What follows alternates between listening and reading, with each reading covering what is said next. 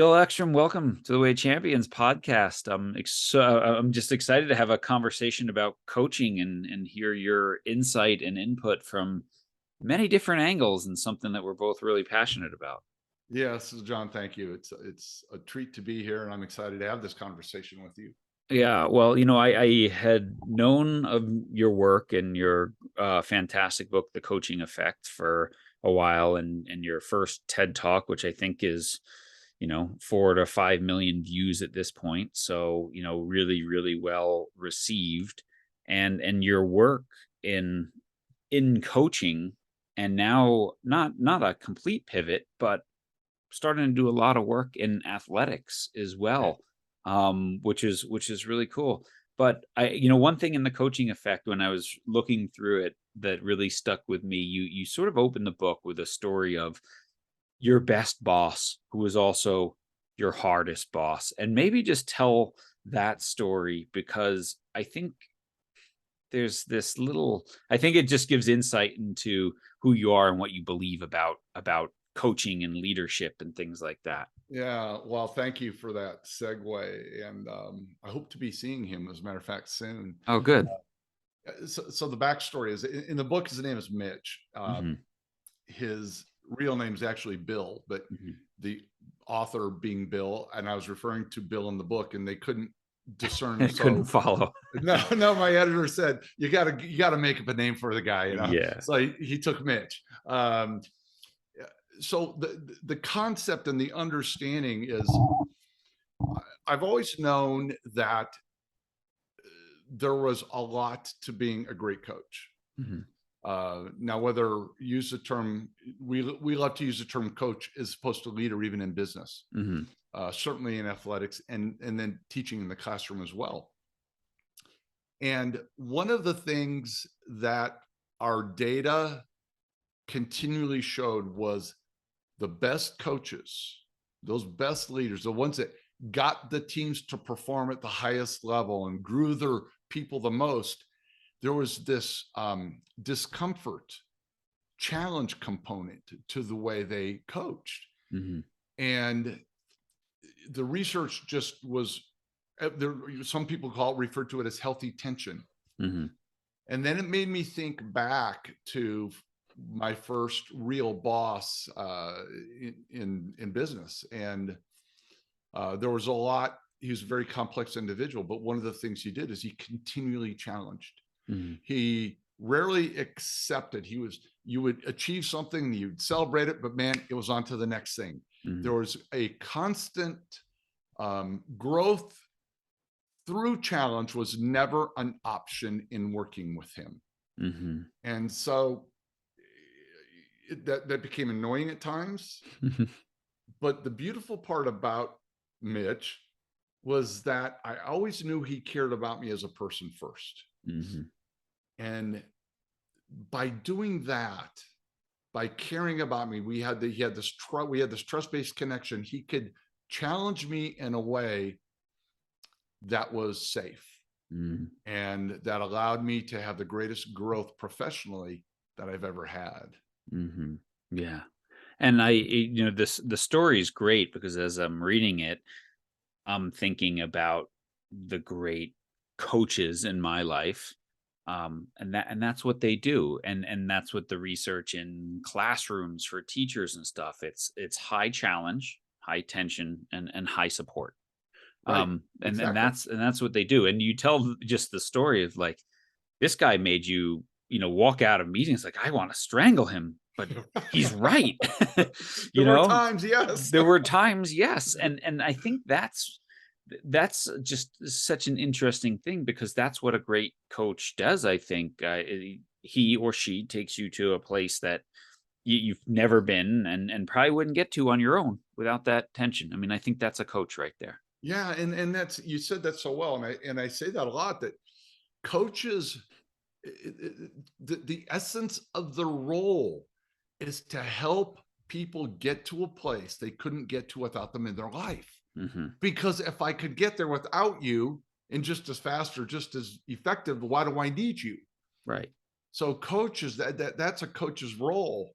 And so then from that point on, our research is all around what are the inputs that Mhm. create that output? What is it that coaches do and don't do that make that magic happen that make the Mitches of the world? Mhm. How do you let me ask you this question. How do you define the word coach? And I ask you that because I, in the sports specific realm where I exist, sometimes I think people mix the word coach with trainer, right? And these are, you talk about these we'll talk about these behavioral themes later, but these transactional items, the X's and O's of coaching, let's call it.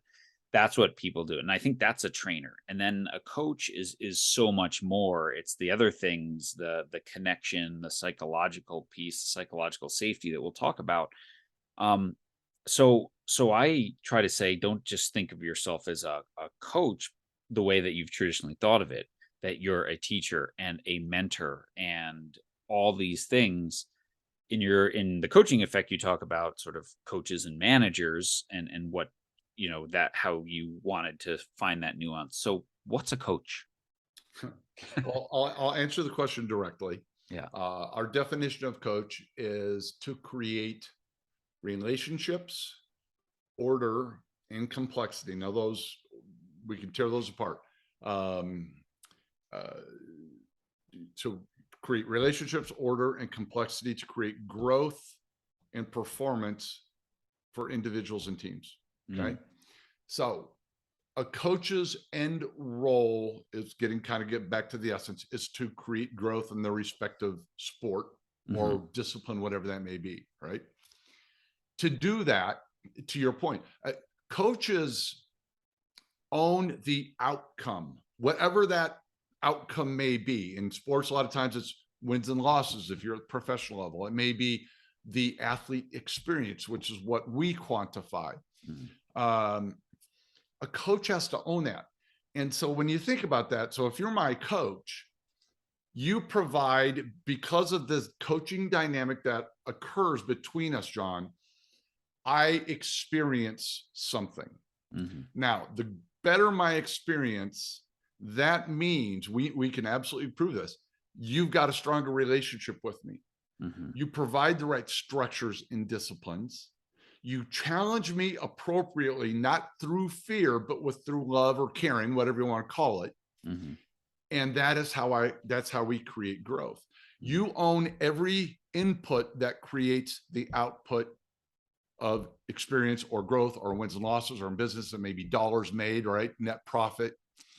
Coaches own it all, which means then, because I get this a lot. Well, they're a great coach. They just don't have the best talent. mhm, Okay, now at a little league level or a high school level, I get that, right? Because mhm, you're not recruiting. But if I'm at the college level or professional level, who's in charge of getting your talent? mhm, You are. mhm, So, well, they're great. They're a great offensive mind, but they just don't have whatever, right? Well, coaches own it all. You mhm, can't say, I have got to be a strategist to be a great coach. I got to be a great motivator. I got to be able to identify talent, acquire talent, and develop talent. And if not me specifically, that means I got to have a team of people around me who does that, mhm, because I have to own the end result, whatever that end result is. Coaches own it all. mhm, So the three primary dynamics are relationships, structure, what we call order, mhm, and challenge, the fancy words complexity. Those are the three mhm. primary components that I love define it. a coach. I love it. And I love this own it piece for, that you own the inputs. Because I think it dovetails well in sport with the research around why did children play fun, or let's use the word joy, right? And then the most recent research around that area where they really define, well, what makes things, well, what are the buckets that makes it fun? Challenge is one of them. That's one of Um, them. Yeah. Positive coaching environment and positive team dynamics, Yeah. right? And And I say that to coaches all the time. yeah, You own all of those things. they do. And You you're own them such a all. good point, John. And sometimes people think, well, structure takes away from fun. No, no, no. Structure creates fun, because when I come in and I have some consistent dynamics around practice, that makes me feel safe. Hmm. And I can't have fun if I don't feel safe. Yeah. So yeah, there's a lot of things. You're right. People think fun as well. That means we play games during practice. Well, that could be a piece of it, Right. but that's not what But constitutes yeah, fun. it's not, I think sometimes a lot of adults think fun for kids is the slappy clappy fooling around, but Right. that's not what children say. They say, I want structure. I want to be challenged. I want to learn new things. That's actually what fun is. And I think Yeah. this And is I really want my important. coach to like me. And I want my coach to like me. I want my coach to respect me. I want my coach to care about me as a human being and not just an a cog in the piece of winning, you know? Yeah. Yeah, And you're so, right. yeah, so, I mean, you talk about something that we talk about all the time on this podcast and our blogs, and is this idea of being transactional or transformational, and, how the transactional elements of coaching are still important, right? This is the X's and O's, the practice stuff, but then there are these transformational elements. So can you talk about that? Because I was reading through your website and some of the articles of Ecsell Sports, um and just this difference between the two, or how they have to work together to really be an impactful coach. Yeah. And thank you for that opportunity, John. Think of, and I would challenge anybody who's listening to this, don't think of transactional versus transformational as good or bad. Right. Transactional is a part of the transformational journey. Yeah. I spent some time with a volleyball team, and I don't know volleyball well. I could never be transformational because I don't have the transactional piece down. Right. I don't know how to do the X's and O's. Right. I couldn't, I could eventually figure out, do I want to do a 6-2 versus a 5-1 or what? But transactional, so there's a lot of different pieces. The transactional is part of the journey. I have to create good disciplined drills, Hmm. transactional. Hmm. I've got to create a practice environment, that leads to specific outcomes. Um, Transformational can follow transactional, Hmm. meaning that when I become a transformational coach, and now I've got a a bunch of returning starters on my team, guess who takes on more of the leadership responsibilities? Hmm. The Yeah. seniors do, Right. right? Now, instead of me dictating strategy, guess what? The group has input on strategy. Hmm. So, and that can change. So, for example, using that one, if I graduate and only have, say, one returning starter, and I'm on a basketball team and I've got 4 new starters, and just a whole new team, they don't know our culture. They don't know what's expected of them. They don't. And so I'm going to be spending a lot more time teaching and training. Here's how we do this drill. Here's what's expected from you. Here's so on and so forth, right? A lot of transactional things. The antithesis of that is I have a team where I return 4 out of 5 starters, and I'm a senior heavy team, and they've been in our program for years. Now my coaching advances. Not only do we do those things, but guess what? The seniors now are asking for it. The Hmm. seniors are leading those drills. The Hmm. seniors are teaching younger people. Now I'm working on higher elevated components with our seniors. I'm not just telling them what to do and how to do it. I'm helping them lead others to do it. Hmm. That Hmm. makes sense at all? No, it totally does. And I think it's a really great way to think about it, because I think if we just say that there's elements of great coaching that are transactional and transformational, and maybe that we think of this as a spectrum or continuum, and Correct. you're going to have to have pieces here. And there's going to be moments where, like you said, an organized, challenging practice, that's more of a transaction. Proper feedback, that's a transaction. taking account in the state of mind of my athlete before I give that feedback and fitting it into how I give it and when I give it, that's transformational. Right. Yeah. John, that's so well said. Knowing what's happening in that athlete's life. Hmm. They've got a sick grandparent, to know that.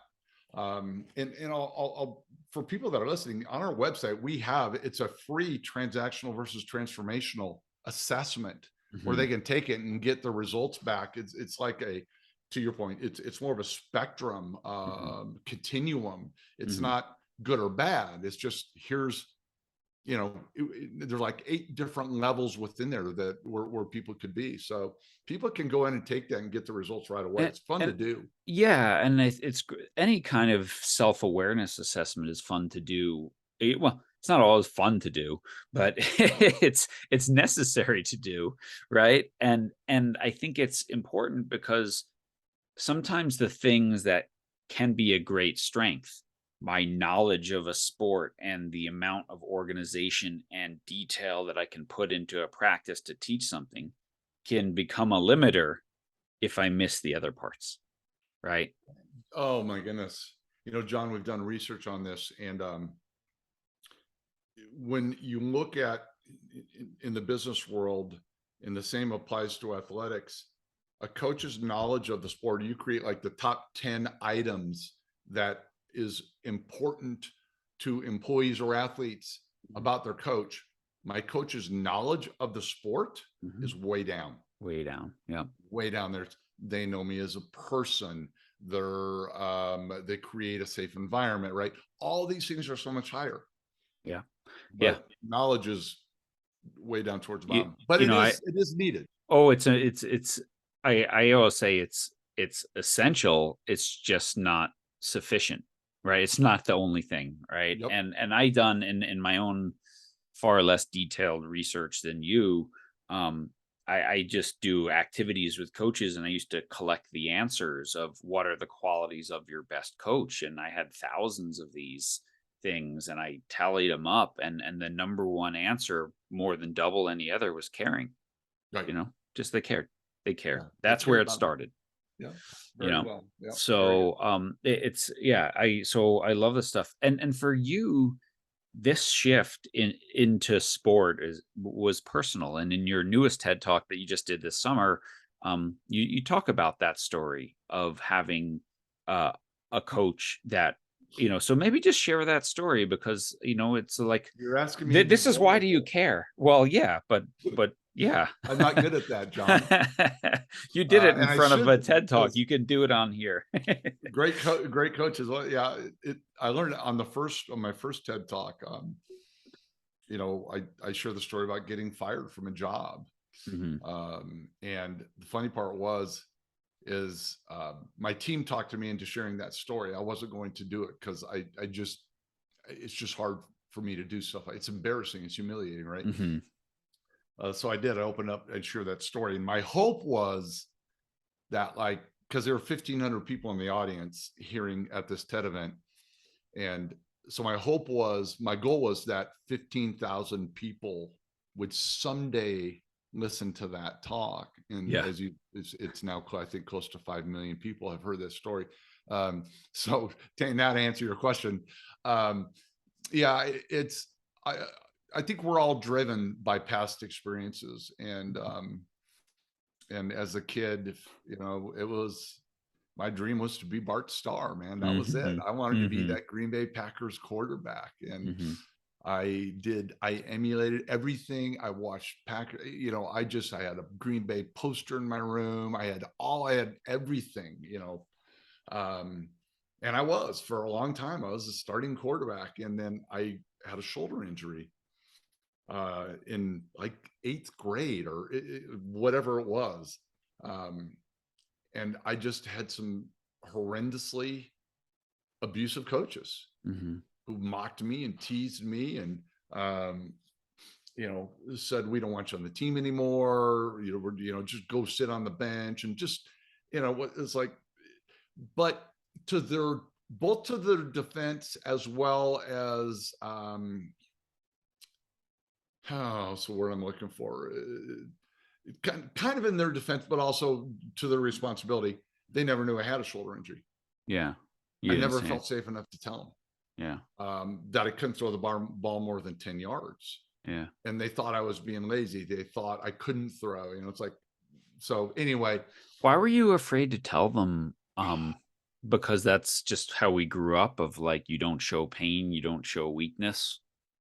that, I don't think, John, there's a single reason, but man, that's, I grew up, in an environment, I had beautiful, wonderful, loving parents, but they were depression parents, right? Mm-hmm. Dad was in the military.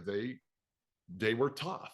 Mm-hmm. And yeah, you just sucked it up and moved on, right? Mm-hmm. And what created the injury was also embarrassing because it was a fist fight and I wasn't even a fighter. Right. And so there were a lot of reasons that, so yeah, I just never shared it with the coach, but they never even cared enough to ask. Yeah. You Yeah. know, They never, so, they never said, yeah, you don't seem to be yourself anymore. What's going right. We saw on? you play Yeah. last year. What the heck happened? Right. Yeah. Yeah. And now you can't even throw the screen pass. Like, yeah. Right. Yeah. No, it's really Yeah, that was a interesting. motivator. Yes, to answer your question. And I think what's interesting about that as well is we have these physical injuries like you had that a lot of times coaches can see, right? You're limping, you can't throw. You'd hope they could see. But I think there's far more often, let's just call them psychological injuries, lack of confidence, fear, stress, anxiety, all these things, lack of self belief, poor self talk, whatever it is that are invisible. And yet the courage to share and the safe space to share opens up a whole new level of performance when there is that coach athlete relationship. Yeah, yeah, that's yes. Our research would show that if peak performance team when I like both individual and team, the foundation of that pyramid would be built with uh, two things: uh, trust-based connections and psychological safety, and those comprise what we call the relationship theme. Mm-hmm. Mm-hmm. But yeah, without that, nothing else can get there. Now, there are rare examples and exceptions, but by and large, that's how people work. Yeah. And so you have, I mean, let's jump into those here. In your assessments, your coaching assessments, and if I use the wrong language, please correct me here. You talk about 6 behavioral themes, right? And the first 4 you say people do very well on usually, which is communication, challenge, structure, skill development. And That's then the perfect. last 2 where we struggle, like you just said, connection and psychological safety. Right. Um, Yeah. so did I get that right? Did I leave You anything did, out there? yes, you did Okay, that. good. You did Okay. that better than anybody so far. So yes, well done. Continue. Yeah. Yeah, so this is the interesting thing of coaches. Oftentimes, I think people look at those first 4 as skills that can be developed, and those last 2 is something that you either have or you don't have. But their skills are as well. um, so they are skills. They can be developed. And Yeah. here's what's interesting. And you segued into that nicely. Most people um, aren't aware, and and it's just drives me crazy. This is why we exist. You know, coaches, without quantifying their impact, they don't know where to get better. Mhm. And most coaches, if you visited with them, they would tell you, "Oh, I've got great relationships with my players," Mhm. and I they do believe that. Mhm. But what we learn is almost 3 out of 10 of their athletes don't have trust connections with them. Mm. That's 30% of their team. We know that 34% of their team doesn't feel psychologically safe. Mhm. So it's not that they can't have great, say, trust connections Mhm. with their athletes. They don't know they need to, or they don't, or they think they do. And then it takes intentionality. So what we see so often is people, coaches will get the report back and go, what? 40% of my athletes don't think I have a trust connection with them. Are you kidding me? Mhm. And then, they realize, oh my gosh, you know, and then they can learn that. I mean, when we follow, when we were doing this some of the early stages of research, I used to follow around a lot of different coaches, and they just document what Mhm. they did and didn't do. And it Mhm. was interesting, John. So some of these, a lot of these, what turned out to be very average, impactful coaches, meaning their effect on the athlete's experience on their team was just average. Mhm. For example, during stretching, they would go off and visit with other coaches, and they'd Mhm. be talking about their weekends. Well, great, you got to bond and connect with those. But the great coaches, the Mhm. ones that score like in the 90th percentile in connections and psych safety, and that teams always performed at really high levels during stretching, they started like walking in and out of the lines of their athletes, and they'd say things like, "Hey, how's your grandpa doing?" Mhm. I watched the coach go, "Oh my gosh, you just got your nails done. That's so cute." Mhm. Another one would say, "Oh, how's that new puppy working out?" They Mhm. knew what was going on in their lives. They never talked about volleyball or football or basketball. They were asking about their life. Yeah. And then it hit me. It's like, and when I was visiting with one of them, she said, "I never used to do that, by the way." Yeah. She said, Yeah. "That's a learned behavior." So to your point, yeah, it's a skill. I can't Yeah. teach you to care, but I can teach you, if you do care, I can teach you how to show people you care. Mhm. Don't you think, and I don't, so I do a lot of work with sport governing bodies and consult when they're developing coach education curriculum and stuff like that. And the question that always comes up is, what should we teach first? And the default is always X's and O's, drills, practice structure, things like that, and never what we're talking about here. Because it's hard to measure, it's hard to assess, and yet it makes the biggest difference. And I think you work more with sort of universities or high school athletic departments. I do a lot of coach education for grassroots coaches. These are the volunteer moms and dads who are out there with their 6-year old, their 8-year old. A lot of times because no one else volunteered to do it. And the first question I ask them, I say, show of hands, how many of you are afraid you don't know enough about your sport to coach this season? And half to two-thirds of the hands almost always go up. And my job, I feel like in the hour I get with them, is to convince them that it's this connection and psychological safety, to use your words, that are going to make far more of an impact on those 6 and 8 year olds than how much they know about soccer or ice hockey or whatever it is. Yeah, you're so right. You are so right. They used to be called soft skills. Remember that? People call them soft skills. Yeah. Well, since we began to quantify them, nobody calls them soft skills anymore, because guess what? The difference between a hard skill and soft skills, can you prove it or can you quantify it? Yeah. But to kind of to your point, yeah, we do a lot of work with high schools and clubs and colleges. But here's a fun one. Anytime I'm together with a group of coaches, regardless of where they are, and for the work you're doing, start off asking or consider asking them this question, which is, when you coach, what do you want it to feel like Mm. to be coached by you? Hmm. And I put that question in our book, but that's, what do you want it to feel like to be Hmm. coached by you? Now, to existing coaches, people that have been coaching for a while, I challenge them with, what does it feel like to be coached by you? And Hmm. the funny part is they're always guessing, Yeah. because nobody ever knows. Yeah. Yeah. No, I know. I mean, that was the book I wrote in 2019 for coaches. That was section 3 of 4, was, what does it feel like to be coached by me? Yeah, right. And how do we get that right?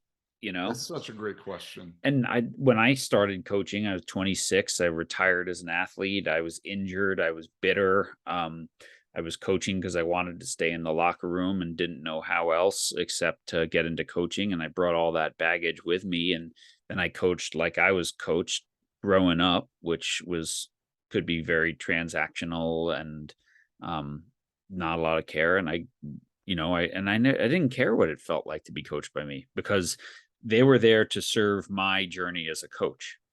And it was only later where I started to realize the impact. I mean, I think the work I do is my penance for a lot of years of not being so good.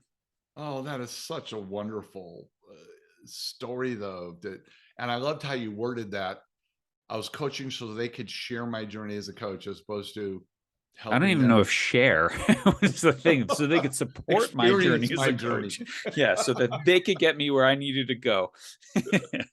Yeah. So No. you're Yeah, walking proof totally. that great coaching can be it is skills. It can be learned. Mhm. But you use the word. I think just the hardest one. I can't teach them to care, but I can teach them to show how to care. Mhm. Mhm. No, so much so. Um, have you I wanna get into some of the assessments you do, because I think this is really important that you're measuring these things. So it's like, hey, we have data that shows for you individually, for your department, for this sport, for the typical department. Um, you've collected a lot of this. Was it did you use different criteria that you were using in the sales world when you got into sports coaching, or Yeah, good question. We believed that about 90% of what creates a great leader at work would create a great athletic coach. Mhm. But we didn't know. Mhm. First of all, business wants to measure profits and losses, right? What is Mhm. my impact as a leader on Right. my team's ability to attain objectives, whether it's money, whatever it may be. Um, so we started off doing focus groups with coaches, athletic directors, and parents. And what was very quick which caught us a little off guard, is nobody really talked about winning and losing. Mhm. Everybody always talked about the student athlete experience. Mhm. We just we want to in that, and we want to prepare kids for life after either high school or college. That's what we want most. Mhm. Now, the wise ones then would follow that up by saying, and by the way, if we do that to the best of our ability, we believe the result will be more wins and losses. Mhm. Mhm. So when we started to then, through focus groups and other methods, to try and figure out what created that experience, about 90% of it cut across That's that. cool. And then we realized, or I should say realized, it was an affirmation that really what we're studying is human behavior, Yeah, exactly. and what creates a good, strong business team creates a good, strong athletic team, which creates a great classroom experience as well. Mhm. So teachers in the classroom, coaches to student athletes, and leaders in business, Yeah. 90% across the board. That's good, because I've told that to people.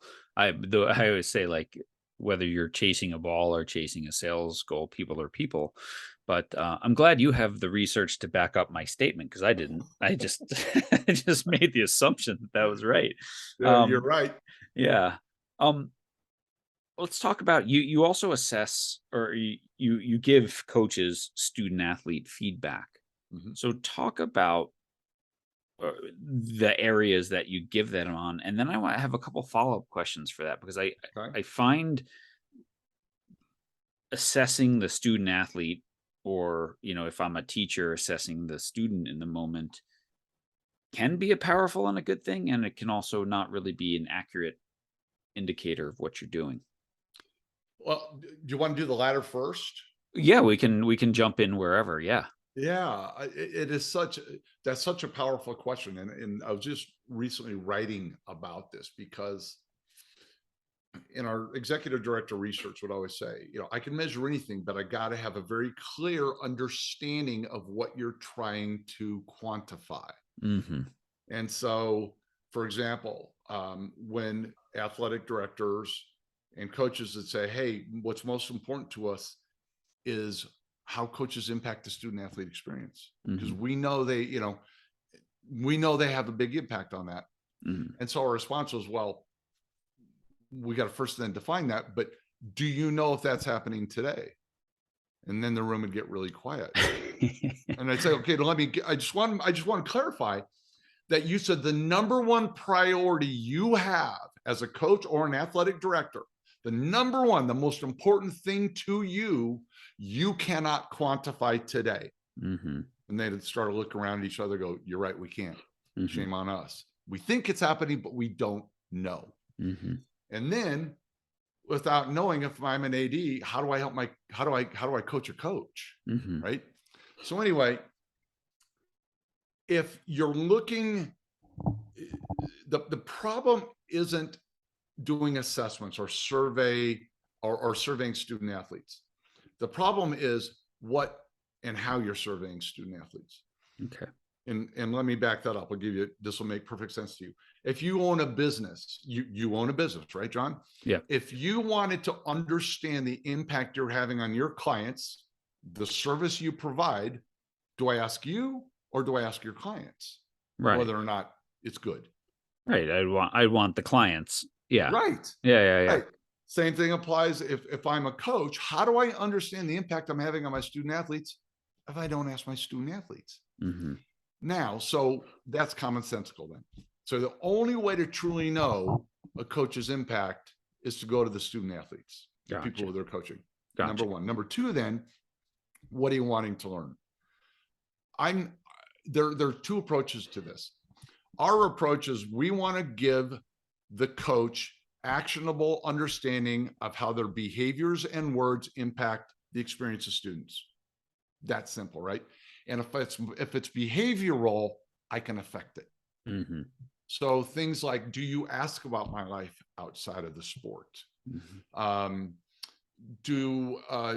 have you developed team values? Do you treat athletes, or do you start practices on time and end on time? Whatever those may be. So our goal is not to get a coach in trouble. And I see surveys that are written in a way that I'm just looking for red flags, right? I just want to Yeah. see our work is done 100% in a developmental mindset. Right. If I'm a coach, where do I start? You said it earlier. How do Right. you said all the clubs, they want to start with X's and O's or teach them how to run a good drill. Yeah. Well, what about teaching me to show that I care? Yeah. We're not weaponizing the feedback here. We're Thank yeah. you. Yeah. Yes, you said that better than me. Yeah. So let me not necessarily push back, because I think your point is very important, that you have to know exactly what you're measuring. So there's really interesting research in education. And I wrote about this in my book, but I think I came across it through one of David Epstein's books. And he talks about how they measured at the Air Force Academy. All the kids take the same exact math course, basic math, right? They're all in engineering, so the same calculus and calculus two, and so they survey all the students on teacher, right? And so they evaluate there. And what they found in this research was that the professors who got the best student evaluations in the short term, which usually they did better on the calculus 1 exam and the calculus 2 exam. In general, or for the most part, those kids performed worse in math over the long term. So the teachers who taught with the end goal of preparing you for the highest level of engineering, who were just crushing you in calculus 1, right? Would oftentimes be assessed poorly early on, yet their students did the best in the long term. And professors who were rated the highest in the moment, their students often performed the worst in the long term. And I just thought that was a really interesting piece to understand, is that sometimes a student athlete doesn't appreciate the difficult coach or the difficult teacher in the moment. I wonder if you would have appreciated Boss Mitch when you were 15. Yeah. So which is interesting. So don't ask me if I like Mitch, you know. Yeah, exactly. So it gets back, because you're right. So there's a lot of things that come into this. What are you digging at? For example, we know that challenging coaches that challenge in a healthy way, create the most growth long term, right? Hmm. They may be the biggest pain in your rear today. They may Hmm. be, there's times when they push me too hard, right? But so we're not looking in our research for this big kumbaya group hug fest, Hmm. which I think a lot of people think through certain, oh, they're mad at the coach and now we're going to get in trouble. No, no, no, no, no. We look for that tension. Hmm. We try and help coaches quantify it. Hmm. But what we also know that to push and challenge me without getting to know me first, Hmm. you got it backwards. Yeah. Yeah. So, the research you quoted is really interesting. Now you make me want to go look that up too. But Yeah. it could be something along the lines of, I can force somebody to take a test and test well today, but there's a difference between testing and learning, Right. Exactly. right? How I Exactly. remember short term to take this test, what I remember long term can be completely different.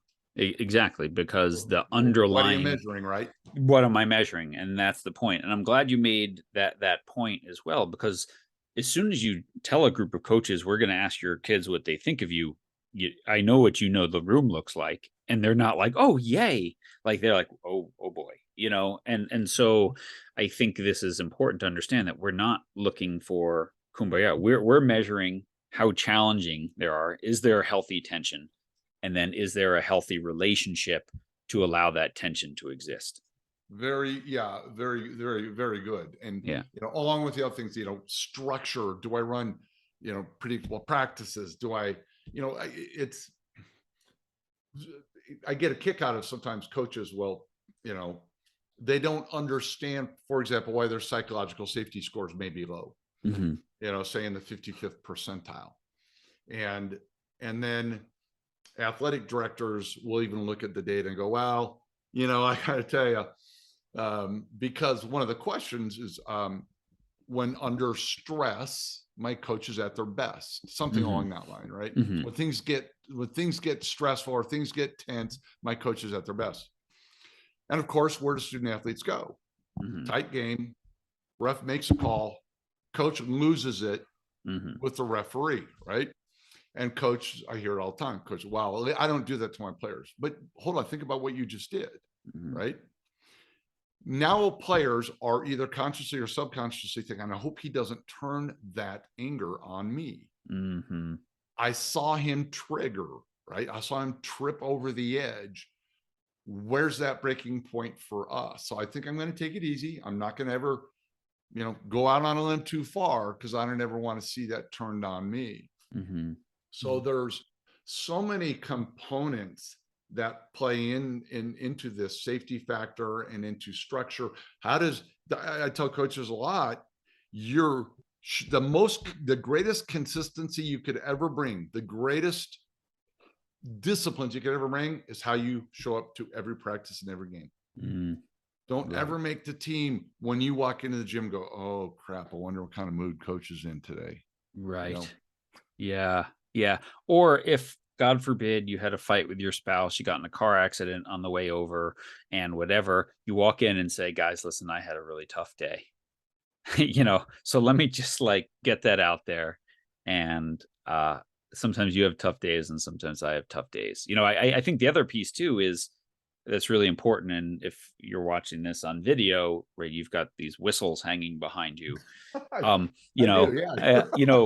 I think um one of the most important disciplines and organizational things a coach can do is end practice on time. As an athlete, I need to know how hard I have to go for how long.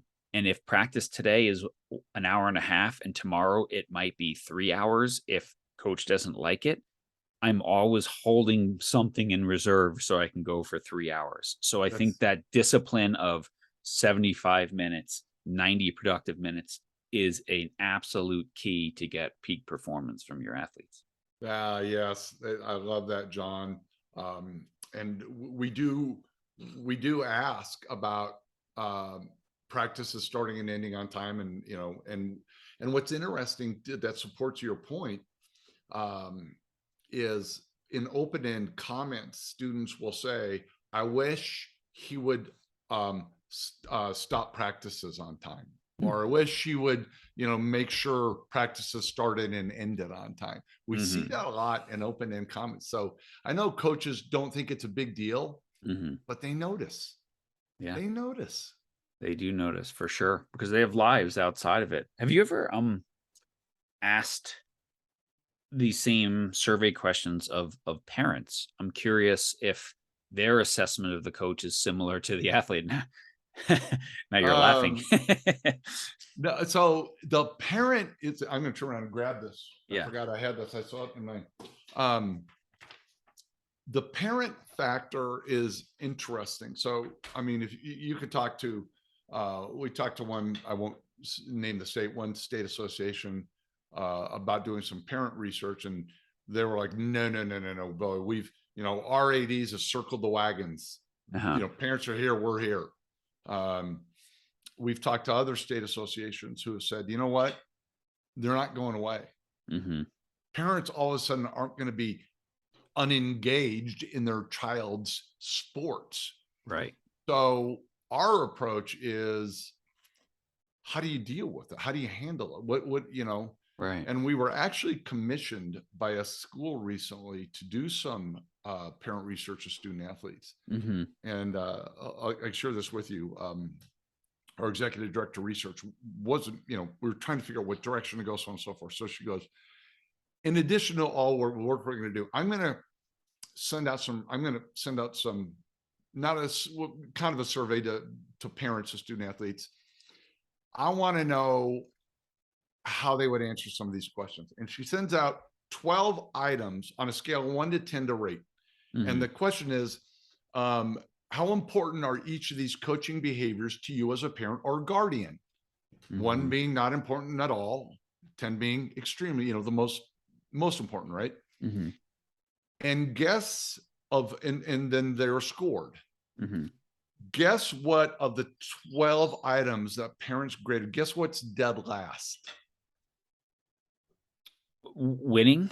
Exactly. Yeah. And this is not set up for those of you listening or watching this. John Right. completely nailed that, right?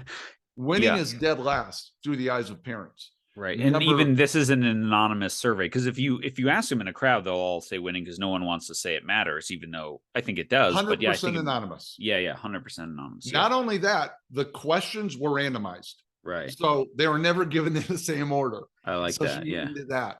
Yeah. Cool. Second to last was giving my student athlete playing time. Mm. Of the 12 items, that was the 11th. And these are high school age again. I'm sorry. High This school was parents, yeah, parents of high high school. school Yeah, yeah. athletes. Okay. Okay. And then here's what's interesting. The top 4, there's a tie for first and a tie for second. 97% or of the parents that did this scored this on average a 9.7, the top 2 items. Here's item number 1. What's most important to the parents is being a good role model for my Mm-hmm. student athlete, that the coach be a good role model. Mm-hmm. Tied with that is they care about my student athlete as a person. Mm-hmm. Now, third and fourth, which is a tie for second, are this: that they build my student athlete's confidence. Mm-hmm. And tied with that is telling my student athlete when they do a good job. Mm-hmm. Those are the top 4, all Yeah. above the 90th percentile. Very interesting. Yeah. I'm so glad you have that research. And this was just for one school district. Yes. Yeah. Uh-huh. But I mean, I But can't imagine it would change. no, we'll probably do some more research on it, but my guess is it will be consistent. Like they could maybe Yeah. the a little different, but it's not going to change I think much. if you did some cross cultural or cross socioeconomic, it it might go a little bit, but I would say for the most part, I would think those things would be very, very close. So that's good. Yeah. I'm glad that you did that because yeah, I that's what I've found in 10 years of doing this. And it's one of those, I think, very damaging myths that coaches truly believe all the parents care about is winning and playing time. And realistically, I always say, some do, but most of them care that you treat their child well, that the kid has a good experience, and they're not thinking their kid's going to the NBA.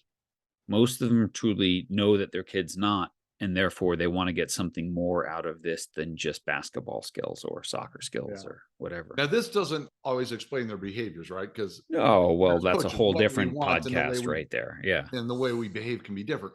Yeah. But if coaches or ADs had this and understood this, then they could say, hey, ultimately, here's what is most important to the parents of our student athletes. So this is where we're going to help our coaches grow. I love it. That's Well, and the other thing that my guess is when you're working with athletic directors, um, and again, it's funny how my journey and yours have been so different, but we've come to this very similar place. And you've got lots of great data and research to back it up, and I just have empirical, I just have experience, life experience, wisdom and observations, wisdom and a and good critical observation. thinker, obviously. I don't use the word wisdom very lightly in that one, but at least observation, right? Um, what I ask athletic directors all the time is, when's the last time you fired your football coach for not knowing enough about football? Right? And the answer is usually never. So Never. why do you fire them? Because they're not a good role model, because they don't care about the kids, because they can't communicate. So how are you hiring them? Right. Because who cares where they played or what they have, because you need to hire better. Right. Yeah. Yeah. Oh my gosh, that is so true. I mean, and don't get me wrong. And by the way, I love coaches. I think I love and I know you do too. I love everything about them. And athletic directors, because that is a thankless job. Oh, I have Yeah. developed such amazing friendships since we got into Mhm. the sports side with athletic directors. It's just they have. I, I mean, in business, it's cutthroat. Nobody wants to. Company A doesn't want to share what they're doing with Company B. Mhm. Man, in the world of sports, athletic directors in the same conference are sharing ideas and concepts. They absolutely believe and behave in a way that a high tide raises all ships. Mhm. And I love the camaraderie and the trust they have with each other. So Mhm. Yeah, no, amazing. amen, because they have to deal with your crazy fans and your crazy coaches, so you might as well be good Right. at it And as that's why well. we want to equip them with information so they can help parents and everybody understand why we're in this. Mhm. Yeah. And I just think something that kind of brings all this together as well, and this is I think a direct quote from your most recent TED talk. You said the student athlete experience will only improve if the team is led by a coach who improves. So again, you got to model, you got to walk the walk and not just talk the talk. Yeah. And um, too often coaches, you'll hear this a lot. Oh, the players didn't execute. Mhm. But why didn't they execute? If you believe that the way they play and perform and grow is a reflection of how they're coached, you go look in the mirror first. Mhm. And all growth in business, sports, and in the classroom all begins with that person at the top. And one of my favorite stories revolved around a coach who was a wonderful, wonderful man. Same kind of to the concept of he just didn't know the impact he was having. Mhm. And he became so much more intentional, but his world changed when tight game, fourth quarter basketball, and his starting point guard got whistled for a call. And as he walked by the ref teased him. Mhm. And the coach didn't hear or see anything. And so of course he goes out in the court and why'd you kick my player out? And he says, well, when he walked by me, he told me to F off when he used the Mhm. full F bomb. Mhm. And that coach's epiphany happened when he got home that night because he said my thinking shifted from what am I going to do to this kid Mhm. disciplinary wise Mhm. to What am I doing or not doing in practice that allowed this kid to think that that was okay? Mm-hmm. And he said, everything in my world changed from that moment on. Mm-hmm. He said, it wasn't okay to be 2 minutes late to practice anymore. He goes, his structure, his everything evolved because of that. And he said, and I quit blaming it on the kid, and I started blaming, and I looked at myself and my coaches. And he Mm-hmm. said, and then, wow, Mm-hmm. he's become, that's the transformational journey. He had the transactional part down. Yeah. That's part of his journey. And he learned to say, I screwed that up, right? And when you take accountability as a coach, right? If you walk in at halftime and you blame the offense, well, then the offense is going to blame the defense, and the defense is going to blame the special teams, and it just cascades. But if you say, we need to coach you better, Yeah. we messed up, then everyone else is more likely to say, and this is what we can do better too. And that's how you get better. That's how you grow. So amen to that. This was a wonderful, wonderful conversation, Bill. We always sign off our podcast with this idea that your influence is never neutral. It's always positive or negative, and the more aware of it you are, the more powerful it is. And I think your influence in this space is an incredibly important one. So Well, thank you thank so you. much for your time today. Is there any closing thoughts? And then I also want to give you a chance to let people know how to connect with Ecsell Sports and everything. No, I'll close with a very cliche yet very meaningful line, which people don't care how much you know till they know how much you care. Mm-hmm. And if coaches coach with that in mind first, Mm-hmm. then so much would take care of themselves. They wouldn't have as many complaining parents. They wouldn't have athletes that had a poor experience, and they'd probably win more games. So Mm-hmm. Yeah. Amen to that. Um, Ecsell Sports, Ecsell Sports. That's the website, right? .com. correct. And Yeah. at Ecsell Sports on Twitter and Ecsell_sports on Instagram. Anywhere else that people should connect with you? Oh yeah, I'm on. I think Bill Eckstrom on Twitter. I'm on Instagram, LinkedIn. I and if people connect, I love to connect back, and I just consider it. I'm learning lessons from the athletic directors out there Mm-hmm. in the world. Mm-hmm. That high tide raises all ships, and man, they certainly list some good examples. So if they Mm-hmm. connect, I'll connect, and if they have any questions, reach out. I always respond. Well, this was a great conversation. Thanks so much for being on the Way of Champions. Thank you, John.